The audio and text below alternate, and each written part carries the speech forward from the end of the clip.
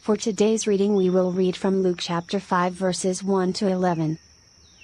And it came to pass, that, as the people pressed upon him to hear the word of God, he stood by the lake of Gennesaret, and saw two ships standing by the lake, but the fishermen were gone out of them, and were washing their nets. And he entered into one of the ships, which was Simon's, and prayed him that he would thrust out a little from the land. And he sat down, and taught the people out of the ship. Now when he had left speaking, he said unto Simon, Launch out into the deep, and let down your nets for a draught.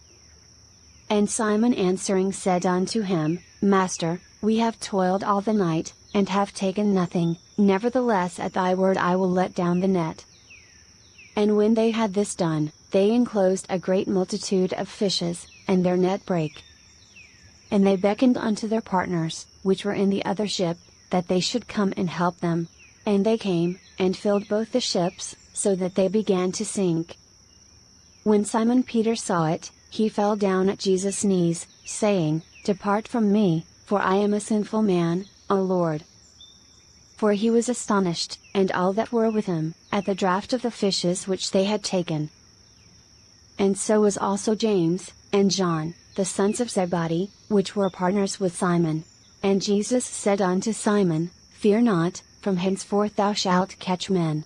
And when they had brought their ships to land, they forsook all, and followed him.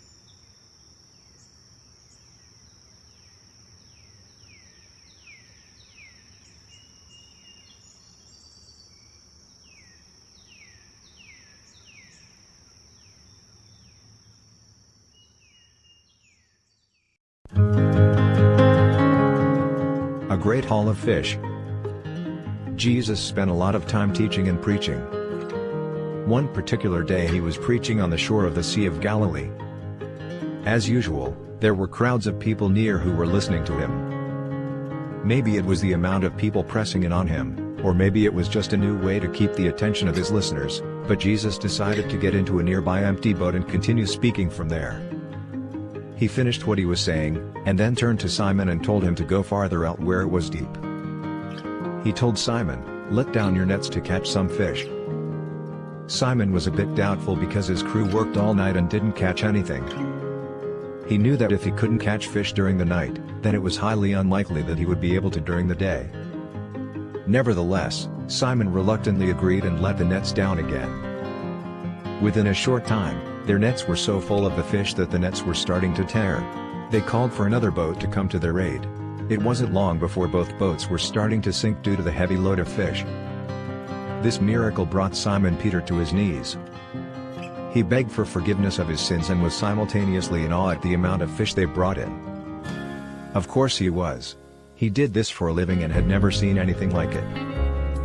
Jesus spoke to Simon Peter and his two partners, James and John, and told them that their fishing days would be changing. They'd soon fish for people. And in that moment, they left everything and followed Jesus.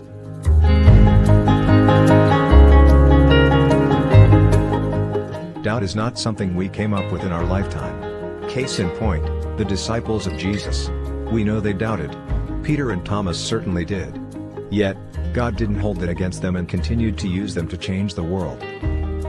It can be so challenging to trust in God when we can't physically see Him. We see His work in other people's lives and read about the miracles He's done, but we struggle to muster up enough faith to believe and override our emotions.